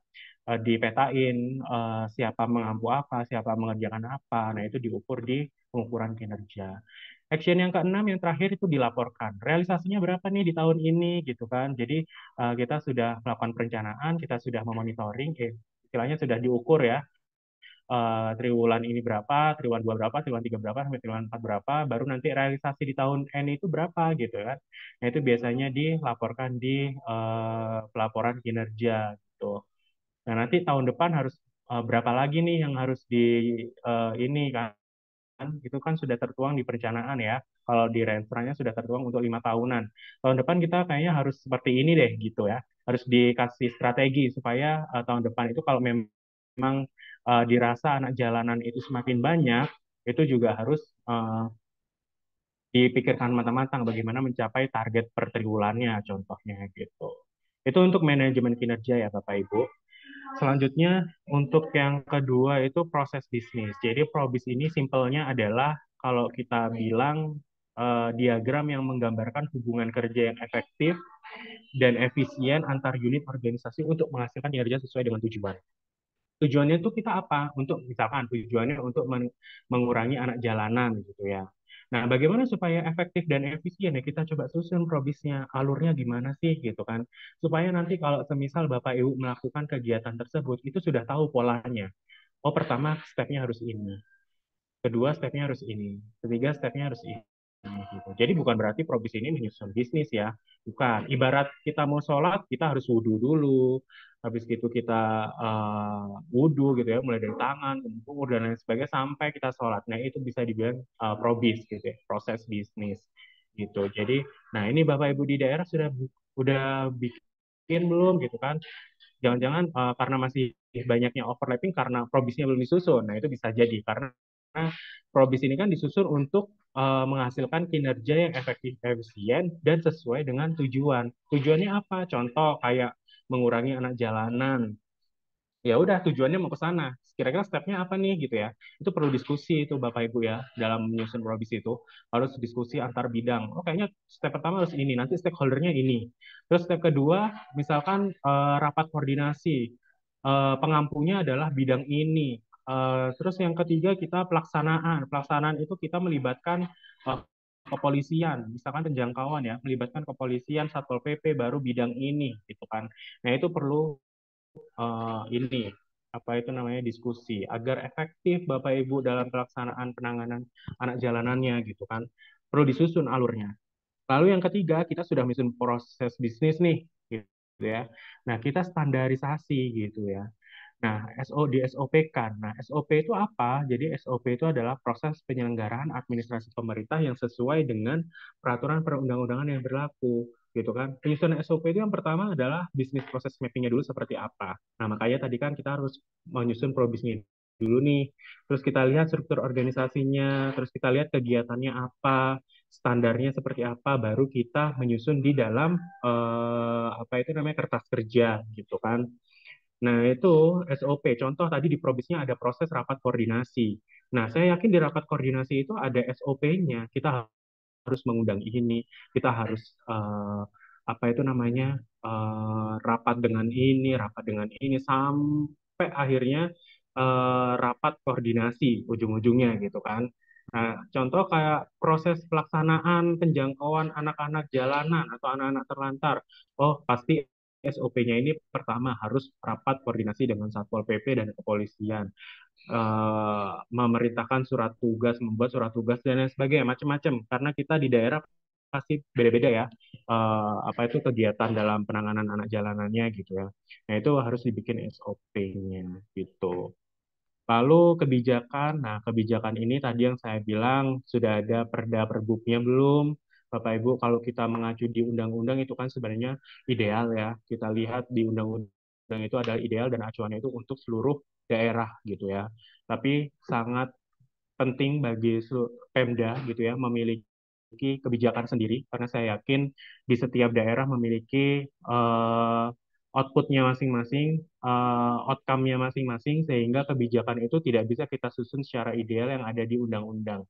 Pasti daerah tersebut punya intervensi lain, makanya perlu disusun raperda, perlu disusun naskah akademik gitu kan sampai akhirnya dia menjadi perbub dan juga perda gitu. Nah, itu adalah kebijakan. Karena kebijakan ini harapannya bisa dirasakan jangka panjang ya Bapak Ibu. Karena jangka panjang ya. Dan kalau kita berbicara efektif itu kan juga bisa dirasakan jangka panjang. Jadi raperda ini juga sangat istilahnya perbub dan perda ini sangat ini ya, sangat dibutuhkan juga sebagai upaya efektivitas penanganan anak jalanan. Lalu yang selanjutnya ada atensi dan sosialisasi. Nah, ini kan sudah ada ini ya, sudah ada peraturannya mengenai atensi rehabilitasi sosial di Permensos 7 2022. Itu di situ asistensi rehabilitasi sosial yang termasuk lansia, penyandang disabilitas, anak-anak, terlantar dan lain sebagainya. Itu sudah ada pedomannya di situ ya Bapak Ibu. Nah, itu tinggal sekarang Bapak Ibu sudah melaksanakan atau belum gitu kan program atensinya itu gitu kan atau apa itu namanya SDM-SDM-nya sudah dilatih atau belum gitu, sudah punya modulnya atau belum gitu kan. Nah, sebenarnya dinas sosial itu kan sebenarnya memonitor sampai ke sana ya, mulai dari SDM, terus bahannya sampai dengan pelaksanaannya gitu. Nah, lalu sosialisasi saya yakin di atensi itu juga ada part atau bagian yang mereka itu mensosialisasikan bahwasannya jangan sampai di kemudian hari anak-anak ini menjadi anak-anak jalanan lagi gitu ya. Dan saya rasa di program di Kepmen itu juga ada ya pembinaan keluarga gitu ya. Istilahnya sosialisasi kepada keluarga agar mereka itu tidak menjadi atau anggota keluarganya tidak menjadi kategori PMKS gitu. Nah, sosialisasi itu tidak hanya ke anak-anak, Bapak Ibu, tidak pas program atensi aja, tapi perlu sampai dengan ke keluarga gitu. Jadi kalau semisal anaknya ini didapatkan sosialisasi tapi keluarganya itu tidak kan istilahnya ada ketimpangan ya antara anak dan juga orang tuanya atau keluarganya gitu. Nah, itu perlu digalakkan gitu. Nah, pedomannya itu sebenarnya sudah ada di Permensos 7 nih, tinggal Bapak Ibu pelaksanaannya aja gimana gitu kan dalam atensi dan sosialisasi ini. Lalu yang terakhir, nah ini yang finalnya sebenarnya outputnya adalah monitoring ya Bapak Ibu ya. Kalau Bapak Ibu sudah menjalankan 6 intervensi itu, manajemen kinerjanya sudah bagus, probisnya sudah disusun, SOP-nya sudah ada, lalu kebijakannya juga sudah dibuat, atensi dan sosialisasinya sudah dilakukan, tapi nggak dimonitoring, aduh sama aja bohong Bapak Ibu ya. Sama aja Bapak Ibu hanya hanya melakukan atau hanya istilahnya ya hanya bagus di tahun itu aja, tapi tidak bisa dirasakan di tahun-tahun selanjutnya.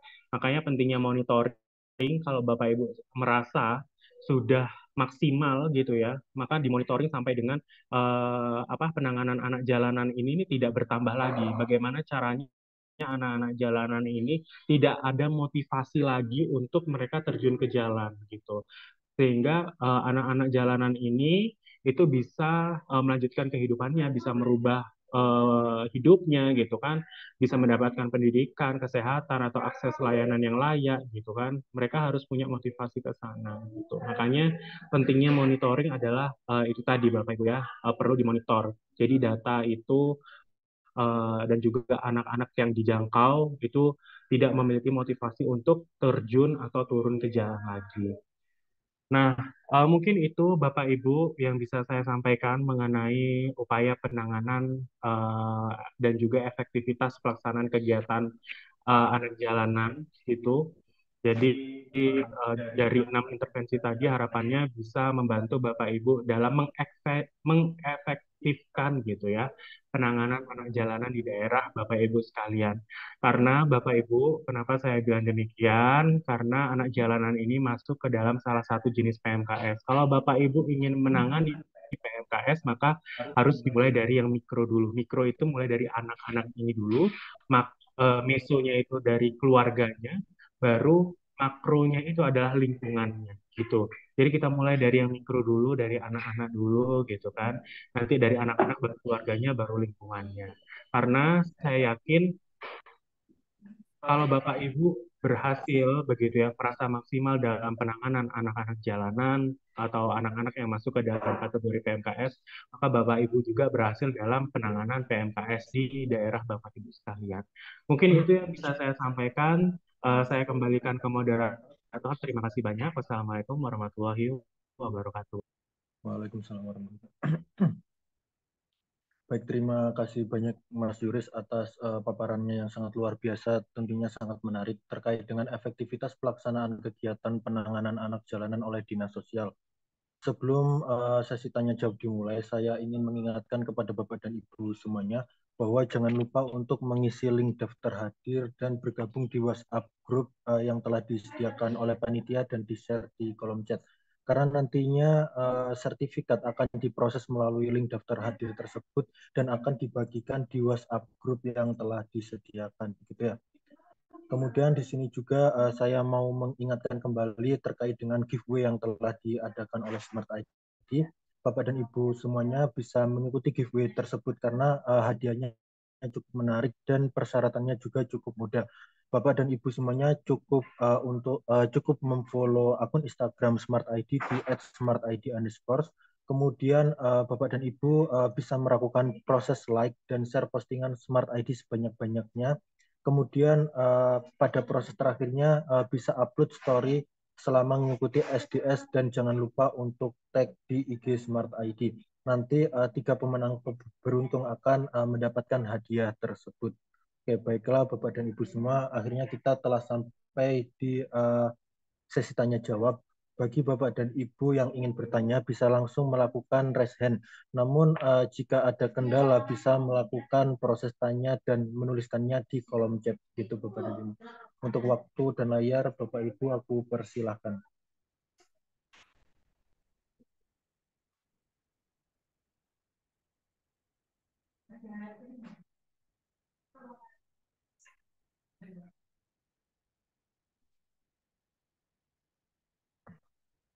Baiklah, mungkin ini saya coba untuk menyapa Bapak atau Ibu yang on cam saja ya, Mas.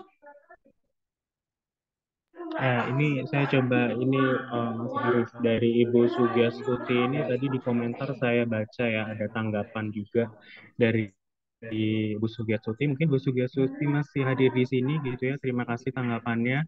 Jadi beliau itu menyampaikan bahwasannya adanya upaya dukungan kerjasama dari stakeholder seperti komunitas sukarelawan mungkin ya untuk penanganan anak jalanan di samping tupoksi utama unit kerja Dinsos. Ya, betul, Ibu ya, Ibu Sugiartuti, mengenai tupoksi anak jalanan itu memang tidak hanya Dinsos saja gitu ya dalam penanganannya gitu, karena saya yakin Dinsos itu juga tidak hanya mengurusi anak jalanan gitu ya, tapi perlu dukungan dari stakeholder maupun lembaga instansi yang lain gitu ya Bapak Ibu ya. Contoh dalam penjangkauan misalkan butuh bantuan dari Satpol PP, dari kepolisian gitu kan dalam menjangkau anak-anak. Mungkin di daerah Bapak Ibu sekalian di Dinsosnya sudah ada Peksosnya dari Kemensos. Nah, itu kan sebenarnya membantu untuk melaporkan atau untuk istilahnya membantu dinas sosial dalam penanganan anak jalanan. Nah, itu bisa dikembangkan atau bisa diberdayakan gitu kan. Tidak hanya komunitas sukarelawan ya. Kalau ada komunitas sukarelawannya justru bagus gitu ya. Nah, tapi kalau mereka sudah ada komunitas sukarelawannya tapi istilahnya harus diperhatikan agar mereka itu ini ya, agar mereka itu bisa lebih giat gitu ya untuk membantu dinas sosial dalam menangani anak jalanan. Karena di samping mereka sudah bekerja secara sukarelawan gitu ya, sudah membantu dinas sosial tapi tidak mendapatkan perhatian, kan sangat disayangkan ya Bu Sugiartuti ya. Jadi memang apa itu namanya, kalau memang ada komunitas sukarelawan yang membantu dinas sosial dalam menangani kasus-kasus mungkin di luar anak jalanan juga nggak masalah, tapi yang terpenting adalah harus lebih dirangkul dan diperhatikan lagi gitu sih mungkin. Terima kasih atas tanggapannya Bu Sugiartuti.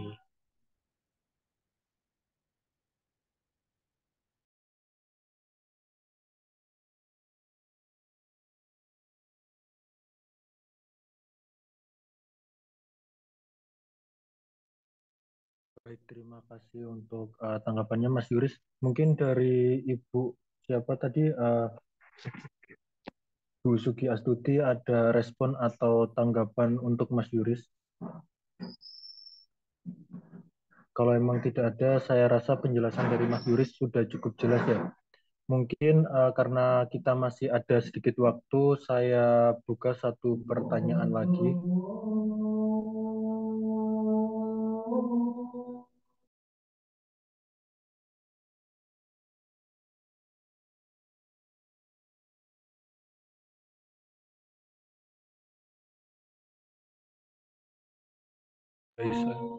Udah.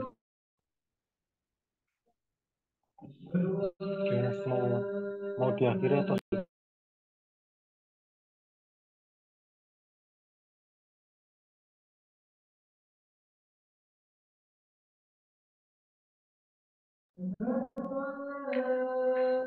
baik, ini coba saya lihat di ruang Zoom. Coba saya menyapa Bapak atau Ibu yang on cam ya. Ini ada Bapak Mundari dari BPJ. Selamat sore Bapak Mundari.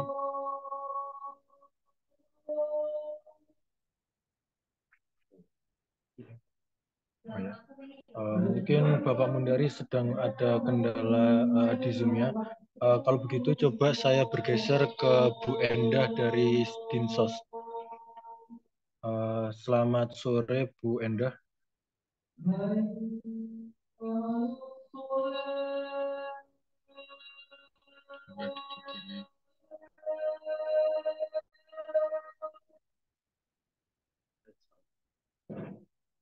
Nggak direspon.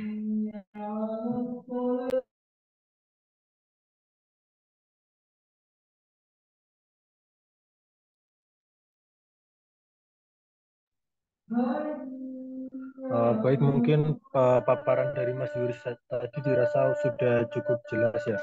Oleh karena itu, karena memang keterbatasan waktu dan pukul sudah menunjukkan 14.57 dan menjelang waktu sholat asar, jadi untuk diskusi kali ini saya cukupkan saja Saya ucapkan terima kasih untuk Bapak dan Ibu yang telah bergabung dan hadir dalam SDS kali ini. Mungkin dari Mas Yuris ada pesan terakhir atau closing statement, Mas? Ya, bagi Bapak Ibu sebelumnya terima kasih banyak begitu ya, sudah sekitar 50-an partisipan tadi ya saya lihat yang menyimak paparan yang sudah saya sampaikan. Harapannya materi yang saya sampaikan tadi bisa membawa dampak yang baik bagi Bapak Ibu sekalian, bisa mendapatkan informasi yang informasi yang baru bagi Bapak Ibu sekalian demi mengefektifkan pelaksanaan kegiatan tidak hanya anak jalanan ya, tapi seluruh kegiatan Bapak Ibu sekalian, baik itu di dinas sosial, baik itu di OPD-OPD lain, karena kalau kita berbicara efektivitas, itu pasti intervensinya masih banyak dibandingkan dengan yang tadi saya sebutkan, ada 7 ya, 7 intervensi yang dilakukan dalam efektivitas pelaksanaan kegiatan gitu. Dan bagi Bapak Ibu sekalian yang mungkin ada pertanyaan yang masih dibingungkan, nanti bisa dikontak begitu ya terkait dengan pertanyaan-pertanyaan Bapak Ibu. Semoga nanti pertanyaan Bapak Ibu sekalian bisa saya jawab di SDS selanjutnya atau di SDS-SDS yang lain seperti itu. Mungkin itu yang bisa saya sampaikan. Terima kasih banyak Bapak Ibu yang sudah hadir, yang sudah menyimak sampai dengan akhir. Terima kasih, saya kembali. Oke, Mas Yuris, terima kasih banyak untuk closing statement dan penutupnya. Oleh karena itu, saya ingin mengucapkan terima kasih banyak sekali lagi ke Bapak dan Ibu semuanya atas partisipasi dan antusiasme di penyelenggaraan SDS ke-163 pada sore hari ini. Oleh karena itu, waktu saya cukupkan, saya ucapkan terima kasih. Saya akhiri. Assalamualaikum warahmatullahi wabarakatuh. Terima kasih Bapak Ibu. Terima kasih Bapak dan Ibu semuanya.